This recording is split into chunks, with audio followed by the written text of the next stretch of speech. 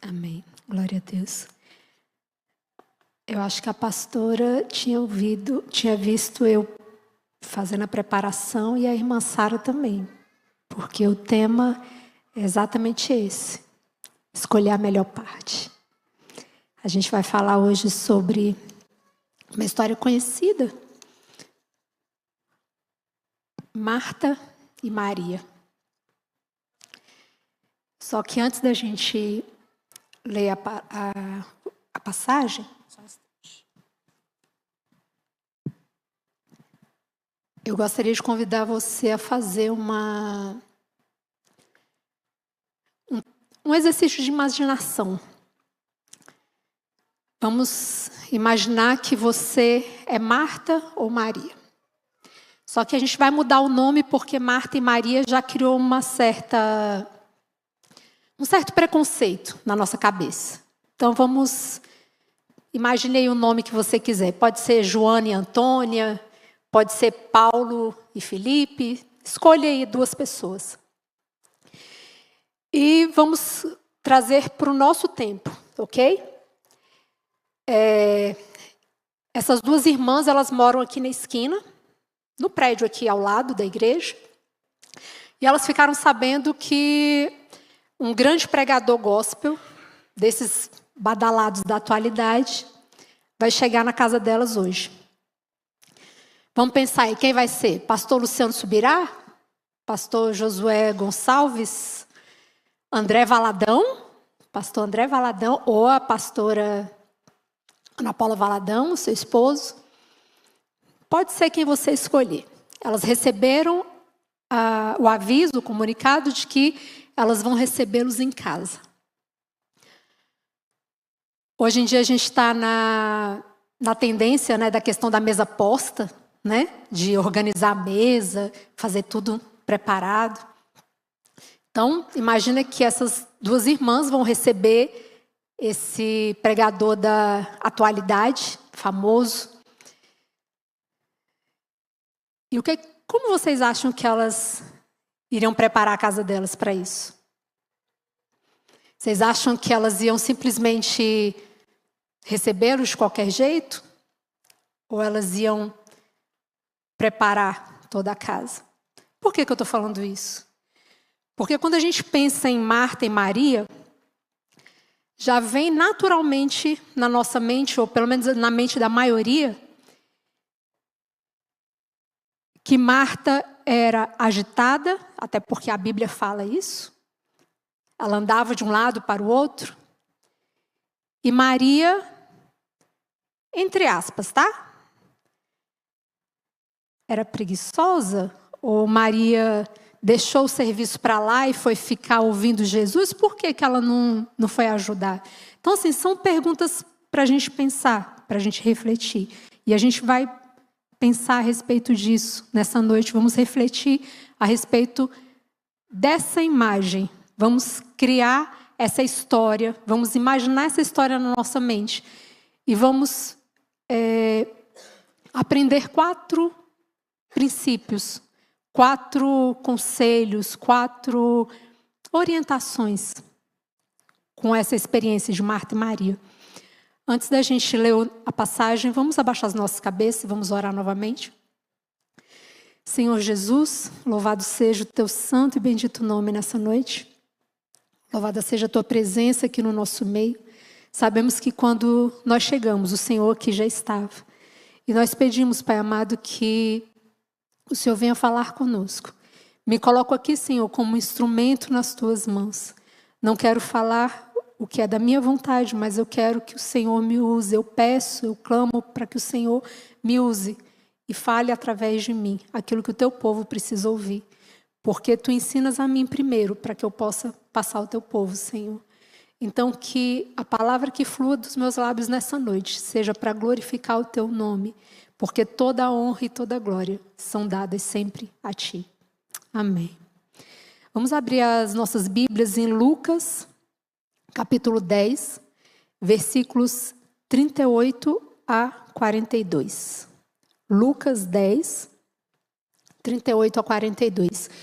A Bíblia que eu estou lendo é a Revista Atualizada, então pode ser que os irmãos tenham tenham uma leitura um pouco diferente. Lucas 10, 38 a 42.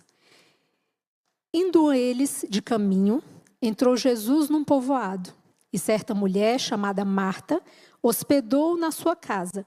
Tinha ela uma irmã, chamada Maria, e esta quedava-se assentada aos pés do Senhor, a ouvir-lhe os ensinamentos. Marta agitava-se de um lado para o outro, ocupada em muitos serviços. Então se aproximou de Jesus e disse: Senhor, não te importas de que minha irmã tenha deixado que eu fique a servir sozinha? Ordena-lhe, pois, que venha ajudar-me. Respondeu-lhe o Senhor: Marta, Marta, andas inquieta e te preocupas com muitas coisas. Entretanto, pouco é necessário, ou mesmo uma só coisa. Maria, pois, escolheu a boa parte, e esta não lhe será tirada. Então, a primeira coisa que a gente vai começar vai ser do final para o início da leitura. Maria escolheu a boa parte. Então, qual o primeiro ensinamento que a gente tem nessa passagem?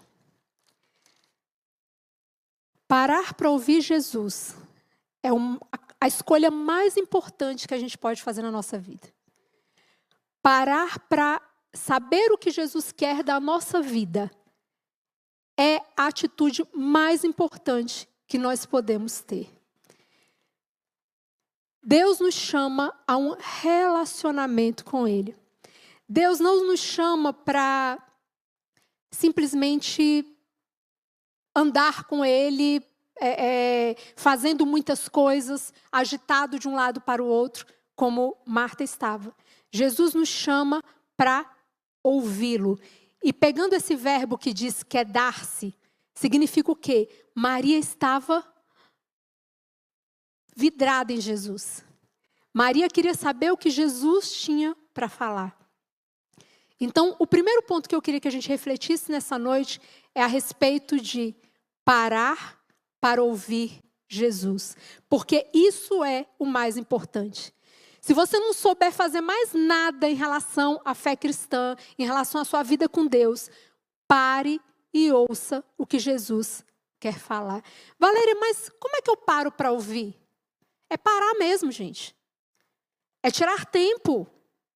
Sabe aquele exemplo do secreto, do quarto, que você entra no seu quarto, tranca a porta, ou no banheiro que seja, ou em algum lugar onde você possa ter um tempo com Deus. Então, o mais importante na nossa vida com Deus não é estar aqui no altar, não é estar cantando, não é estar participando do louvor, não é estar... Isso é importante? Sim, é importante também, com certeza. Mas o mais importante é o quê? É quedar-se diante de Jesus e falar: Senhor, fala, porque eu estou aqui e eu quero ouvir. Isso não acontece da noite para o dia, não, gente. Isso requer tempo. Como é que eu sei que Jesus está falando? É com relacionamento, é com experiência, é com esforço, é com dedicação, é estar disponível, dia após dia após dia. Mas quando é que Jesus vai falar? Não sei, quando Ele quiser. E como é que Ele fala e eu vou saber que Ele está falando? Você vai saber. Quando Ele falar, você vai saber que é Ele que está falando, porque Ele fala de um jeito que a gente tem certeza que é Ele. Mas a gente só vai saber ter esse discernimento se a gente treinar os nossos ouvidos e o nosso coração a ter sensibilidade para ouvir o que Deus tem para falar. E não é na correria do dia a dia, não é na agitação do dia a dia que a gente vai conseguir fazer esse treinamento. De fato, a gente precisa parar. Eu falo por mim, eu falo alto para eu escutar. Parar, tirar tempo para estar disponível. E aí eu lembro de um testemunho da irmã Andréia, que falou que no início da conversão dela, ela convidava o Espírito Santo, ela se arrumava, e aí ela colocava a xícara né? E convidava o Espírito Santo para estar com ela. E ali ela falou que foi dia após dia, após dia, após dia, até que um dia ela falou, opa, hoje ele veio. Ou seja, ele já estava lá, ela que não percebia. Porque Jesus sempre está com a gente. Mas aí até um dia que ela entendeu e começou a perceber que, de fato, o Espírito Santo estava falando com ela e começou a ter esse relacionamento. Então, o primeiro ponto que eu gostaria de frisar nessa noite: precisamos nos quedar aos pés do Senhor para ouvir aquilo que Ele tem para nos falar. Os outros 3 pontos têm a ver com aquilo que Marta e Maria não fizeram. Mas se elas tivessem feito, a situação provavelmente teria sido diferente. O desfecho da situação teria sido diferente. E o primeiro ponto, e o segundo ponto é a questão da comunicação. Quando a gente pensa em Jesus chegando na casa de Marta e Maria, Maria se queda aos pés do Senhor e vai ouvir o que ele tem para falar. Marta, agitada de um lado para o outro. Vocês acham que essas 2 irmãs tinham o costume de conversar a respeito de alguma coisa? Ou parecem 2 pessoas estranhas morando na mesma casa? A impressão que eu tenho é que parecem 2 pessoas estranhas na mesma casa. Porque eu recebo uma visita na minha casa. Pelo menos na minha casa, graças a Deus, eu tenho conseguido fazer isso. Vamos receber uma visita hoje. Vamos lá, um pega o aspirador, o outro pega a vassoura, o outro vai para a louça, o outro arruma a cama, o outro cuida aqui dos gatos, arruma aqui. Pronto, a casa, 10 minutos a casa está pronta. Todo mundo se ajuda. Todo mundo para e agora vamos receber a visita. Essas 2 irmãs, uma foi para Jesus, ouviu o que Jesus tinha para falar, e a outra foi arrumar as coisas sozinha. E foi, pelo jeito, bufando, né? Porque Jesus, ó, o Senhor não se importa que eu estou aqui sozinha fazendo tudo e minha irmã está aí, ó, sem fazer nada. Então a gente pergunta, havia uma comunicação entre essas 2 irmãs? E aí eu trago para nós, o nosso contexto de hoje. Quantas famílias estão se perdendo, se destruindo porque não conversam? Pais não conversam com os filhos, filhos não conversam entre si, não tem relacionamento entre si. Marido e esposa não conversam, é um monte de estranho. A gente viu isso na pandemia, infelizmente. Quantas separações aconteceram na pandemia? Por quê? Todo mundo, quantos divórcios na pandemia? Claro, gente. Pega um monte de estranho, tranca dentro de casa 24 horas, dá morte. Dá divórcio mesmo, dá briga. Ninguém se conhecia. Marido saía de casa de manhã, voltava de noite. Mulher também saía, né, quando trabalhava, de casa, voltava de noite. Então passava o dia cuidando dos meninos. Marido chegava em casa, dormia, no outro dia ia trabalhar de novo. Os meninos ou passam o dia inteiro na creche, ou volta para casa, né, já tarde da noite. Ué, gente, pegou um monte de estranho, trancou dentro de casa, fechou a porta e falou, agora se vira, 24 horas junto. Divórcio, morte, briga, não é? Estranhos. Comunicação. Então, o segundo ponto para a gente pensar que essas 2 irmãs não tinham e que isso poderia ter trazido um desfecho totalmente diferente para essa passagem bíblica. Era o quê? Se elas tivessem o costume de conversar. Vamos imaginar aqui. Marta virar para Maria. Maria, Jesus está chegando, nós vamos ter que receber ele aqui. Cuida aqui da cozinha, dá uma ajeitada aqui, adianta. E aí a gente vai junto receber ele. Ou então, vamos nós 2 ouvir o que Jesus tem para falar? A comida depois, rapidinho, a gente frita um ovo ali e resolve. Faz um miojo, um macarrãozinho. Jesus não se importa não, Jesus é de casa, vai dar tudo certo. E aí está tudo bem. Mas a impressão que se passa com essa passagem é que ninguém falava com ninguém. Ninguém conversava com ninguém. E como é que está na sua casa? Como é que está a comunicação na sua casa? Como é que está a comunicação sua com seu esposo, ou sua com a sua esposa, com seus filhos, ou com seus pais, se você é novo? Como é que está essa comunicação? Está ok? Está legal? Está leve? Ou não? Ninguém fala com ninguém? Cada um por si, Deus por todos. Chega a hora de comer, igual aquela coisa que abre a porteira, né? Puxa a grade, cada um faz seu prato, um vai para o quarto, o outro vai para o banheiro, o outro vai para a sala, o outro vai para... Cada um faz o que quer, na hora que quer, do jeito que quer. E está todo mundo vivendo por si só. Não é uma família, é um grupo que está lá junto. Como é que está na sua casa? Pense aí com você. Então, o segundo ponto para a gente pensar, comunicação. Aqui não teve. Não teve. E criou uma situação pesada, uma situação difícil de gerenciar. O terceiro ponto é o quê? Não havia acordo entre elas, pela falta de comunicação. Está vendo como é que um precipício leva a outro? Um problema leva a outro? Elas não se comunicaram. Como elas não se comunicaram, não houve acordo na hora de receber Jesus. Elas não tinham combinado, não sabiam o que fazer. E como não havia acordo, só teve peso.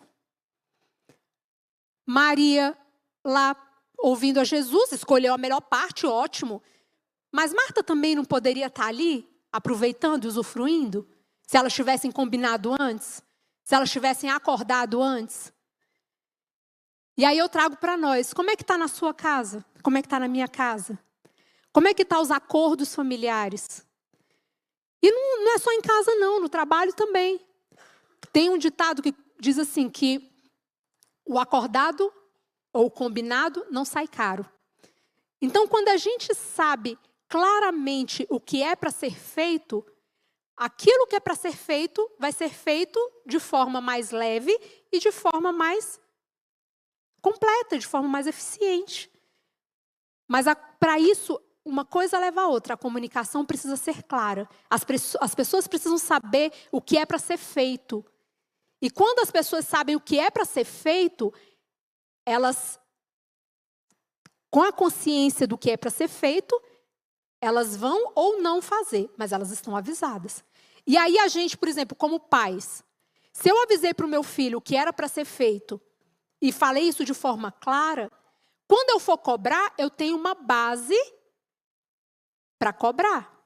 Ou quando eu converso com meu marido sobre um determinado plano, ou sobre um determinado acordo, sobre uma determinada questão financeira, e as regras, os parâmetros ficaram claros, eu tenho um parâmetro para lá na frente, se der ruim, se der errado, eu falar, você lembra? De preferência até escreva, para aquelas pessoas que às vezes esquecem, sabe? Lá em casa às vezes eu escrevo, eu falo, vem cá, vamos escrever aqui essas regrinhas aqui, vamos?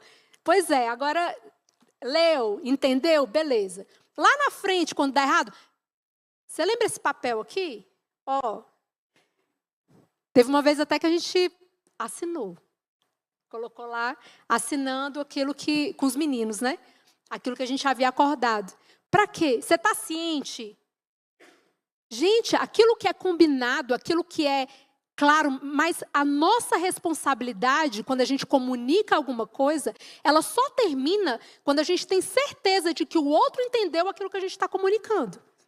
Então, para se fazer um acordo bem-sucedido, para que dê certo, eu falo, eu me comunico usando tanto as palavras quanto a expressão verbal também, a expressão não verbal também, o meu corpo, né? Comunico, e eu tenho que ter certeza de que a outra pessoa entendeu aquilo que eu quis falar. A minha responsabilidade só termina quando eu tenho certeza que o outro entendeu a minha comunicação. E aí, quando eu faço um acordo com regras claras, com parâmetros claros, e eu tenho certeza que o outro entendeu aquilo que eu quis comunicar, aí sim, eu posso, lá na frente, lembrar, falar, fulano, você lembra que a gente fez um acordo? Você lembra que aqui em casa funciona assim, assim, assim e assim? Ou então aqui no trabalho, fulano, às vezes você está como chefe, ou você está como, né, alguém que está sendo liderado, e você fala, tá, a regra qual é? Gente, quando eu não sei para onde eu vou, qualquer caminho serve.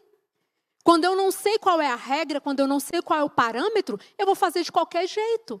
Agora, quando eu tenho uma linha para seguir, quando eu tenho uma direção a seguir, isso me dá segurança. Isso para filhos é importantíssimo. Os filhos precisam saber até onde eles podem ir. Não tem criança que testa os limites da gente? Parece que eles têm prazer, né, em ficar empurrando o limite para ver até onde a gente vai. Isso é natural, isso é do ser humano. Por quê? Porque limites dão segurança. Se eu sei até onde eu posso ir, eu só passo do limite se eu quiser. Mas eu sei onde está a minha segurança. Então, esse terceiro ponto é muito importante, que é o quê? As regras precisam ser claras. E eu preciso saber até onde eu vou. E isso precisa ser comunicado, que foi o nosso segundo ponto. Então, vamos lá para o início. Primeiro é o quê? Ouvir a Deus. É a parte mais importante para a nossa vida, para a nossa existência. A gente não vive sem saber o que Deus quer para a nossa vida. E se você não descobriu ainda, você está perdendo tempo. Você está dando murro em ponta de faca, como diz aquele velho ditado. Sua vida vai evoluir muito mais se você descobrir o que Deus quer que você faça. Então, o primeiro ponto é parar para ouvir o que Deus quer que você faça. Parar para ter relacionamento com Deus, com o Espírito Santo. Segundo ponto, ter uma comunicação assertiva. Saber se comunicar em qualquer ambiente, seja na sua casa, seja no seu trabalho, seja na igreja. Ah, mas eu tenho vergonha de falar. Os tímidos, a Bíblia fala que os tímidos não são bem vistos por Deus. A gente precisa se comunicar, a gente precisa falar, a gente precisa interagir com as outras pessoas. Porque do mesmo jeito que as pessoas nos ferem, as pessoas também nos curam.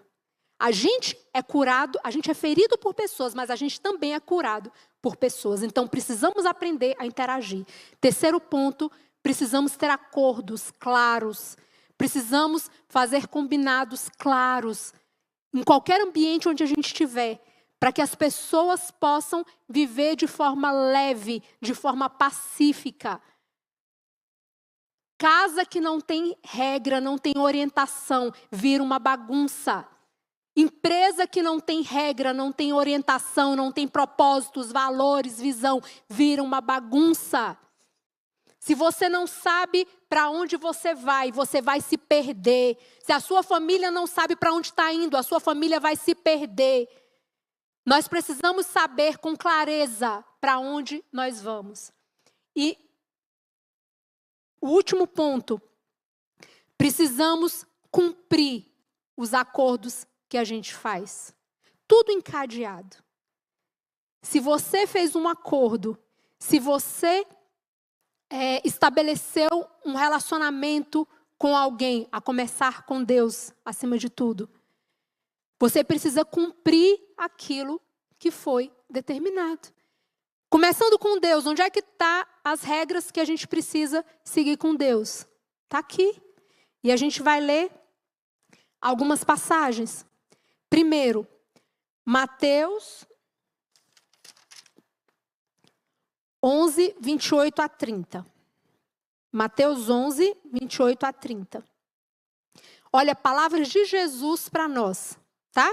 É um acordo que Jesus fez para nós, e Ele está nos convidando para isso.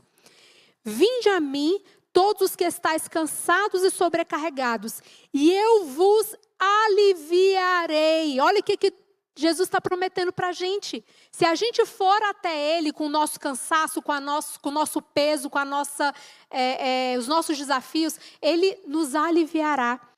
Tomai sobre vós o meu jugo e aprendei de mim, porque sou manso e humilde de coração, e achareis descanso para a vossa alma, porque o meu jugo é suave e o meu fardo é leve.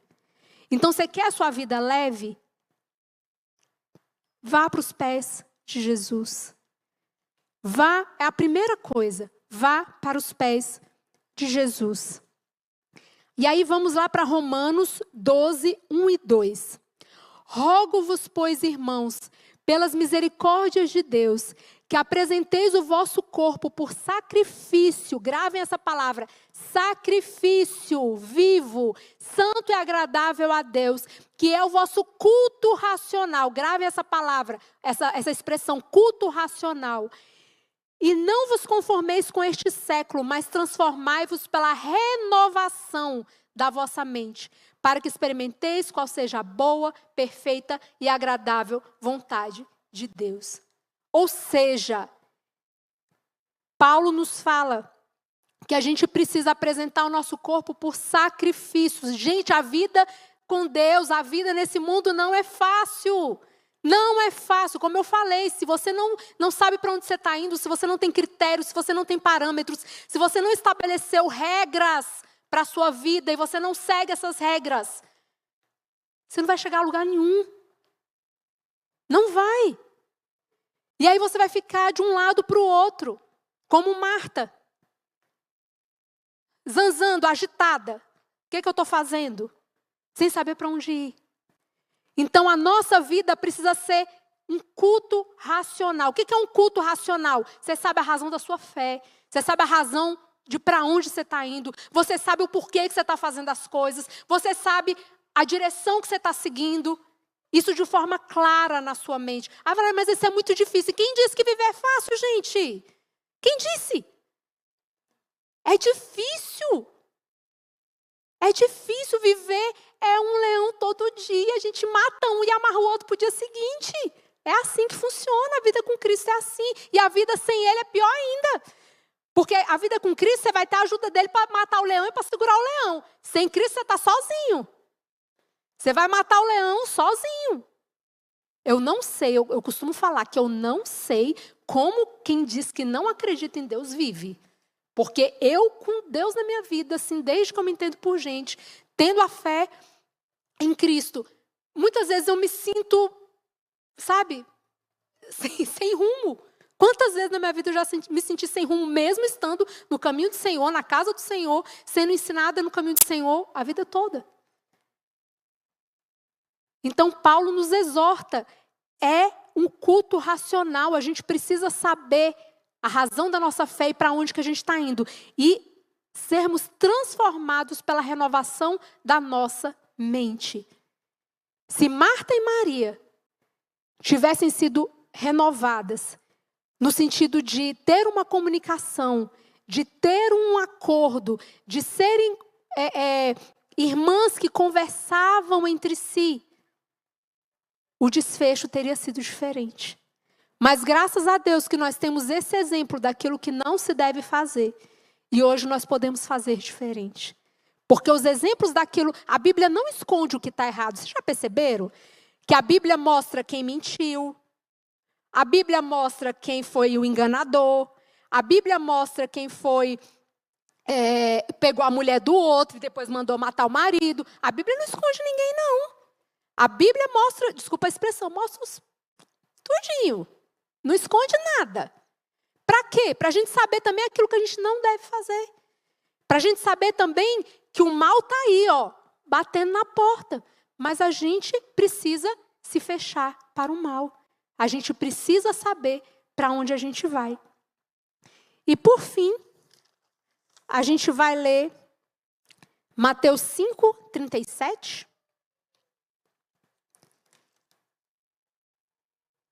Mateus 5:37, que é uma palavra um versículo bem curtinho, mas que é como eu gostaria de fazer o fecho nessa noite. Seja, porém, a tua palavra sim, sim, não, não. O que disto passar vem do maligno. A palavra do cristão é essa. E indo para o fechamento da minha mensagem nessa noite, eu gostaria muito que nós, como cristãos, contribuíssemos com esforço para a gente resgatar a credibilidade dos crentes e dos cristãos na nossa geração. Porque, gente, o negócio está feio. Antigamente, eu lembro, criança, quando alguém falava assim... Minha mãe, às vezes, ia chamar alguém para trabalhar lá em casa. Quando falava, fulana é crente. Minha mãe pode deixar dinheiro espalhado no chão. Não pegava. Né? Ser crente era atestado de boa conduta. Era atestado de fidelidade, de lealdade, de verdade, de pureza. Não era, gente? Eu lembro disso. Hoje em dia, eu já ouvi muitas pessoas falando que quando alguém fala, por exemplo, vou fechar um negócio com alguém, a pessoa fala, eu sou crente. Vixe, eu ia fechar, não vou fechar mais não. Porque se a pessoa precisou falar que era crente, é porque ela está querendo usar essa condição para tentar lastrear algo que ela não é. Infelizmente, gente. E nós, como cristãos, a gente precisa se esforçar para resgatar essa credibilidade. Para que as pessoas olhem para nós, olhem para os cristãos, olhem para a Bíblia, olhem para Cristo e falem assim, eu quero a vida que essa pessoa tem. Eu quero porque ela tem paz, porque ela é verdadeira, porque ela é honesta, porque ela é uma pessoa que passa uma sensação boa. Eu gosto de estar perto dessa pessoa. É isso que as pessoas do mundo precisam olhar em nós e ver. E aí, quando a gente olha para Marta e Maria, a gente pega só aquilo que é bom. Que é o quê? Marta era claramente muito trabalhadora. Só que era demais, né? Em excesso. E Maria, não consigo fazer uma análise muito profunda, mas assim, Maria estava sedenta. Ela queria ouvir. Mas nenhuma das duas estava errada. No sentido de que dava para ter trabalhado, sim. E dava para ter parado para ouvir Jesus também? Sim, as duas coisas eram boas. Dava para ter resolvido de forma leve, de forma assertiva. Então, encerrando, eu queria só nos trazer essa reflexão. Como nós estamos? Nós estamos na nossa casa, no nosso trabalho? Como está a nossa comunicação? Como está a nossa visão, clareza em relação à nossa vida, em relação ao nosso futuro, em relação ao nosso procedimento diário? Como a gente está vivendo? É essa reflexão que eu gostaria de deixar para nós nessa noite. Por quê? Porque Jesus nos chama para viver uma vida real com Ele. Uma vida de transformação, como o apóstolo Paulo falou. Onde todo dia a gente melhora um pouquinho. Onde todo dia a gente se esforça para fazer algo diferente, para viver a vida do Evangelho. Sabe? Para, de fato, essa palavra fazer sentido real, como prática. E não simplesmente um livro fechado que está lá em cima de um armário. Mas a palavra de Deus está fazendo diferença e está mudando a gente. Todo dia um pouquinho, todo dia um pouquinho, todo dia um pouquinho. Na direção do céu. Para que a gente mude. E para que as pessoas que estão à nossa volta vejam essa mudança. E também queiram essa mudança na vida deles. Amém? Vamos abaixar as nossas cabeças. Senhor Jesus, muito obrigada pela Tua palavra. Muito obrigada pelo Teu amor. Muito obrigada, Senhor Jesus, pelo Teu ensinamento. Que nos conduz, Senhor Jesus, a uma mudança de vida diária. Que nos conduz, Senhor, a uma transformação diária. Que nos conduz, Senhor, a querermos estar mais e mais próximos ao Senhor todos os dias. Em nome de Jesus, eu declaro, Pai, que todas essas pessoas que estão aqui tenham o coração voltado para Ti, Pai. Todas as pessoas que estão aqui estão sedentas, Pai amado, de ouvir mais de Ti, de estar mais ligadas a Ti, de ter um relacionamento mais profundo e mais íntimo contigo, Senhor. Eu declaro que a Tua bênção, Senhor Jesus, está sobre cada um aqui. E que todos nós teremos força, Senhor, para fazer a Tua vontade. Teremos sabedoria para conhecer e entender a Tua vontade, Senhor. E vamos aprender, a partir de agora, Senhor, a ter um relacionamento diário contigo. Para aqueles que ainda não têm, Senhor Jesus, eu peço que o Senhor crie essa motivação, que o Senhor mova os corações na tua direção, Senhor, para que todos nós possamos ser atraídos para o Senhor, para que todos nós possamos ser atraídos pelo teu Espírito, Pai, para buscarmos mais e mais e mais relacionamento e intimidade contigo. Em nome de Jesus, Senhor, fica conosco.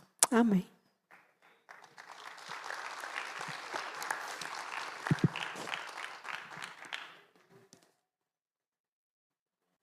Deus abençoe.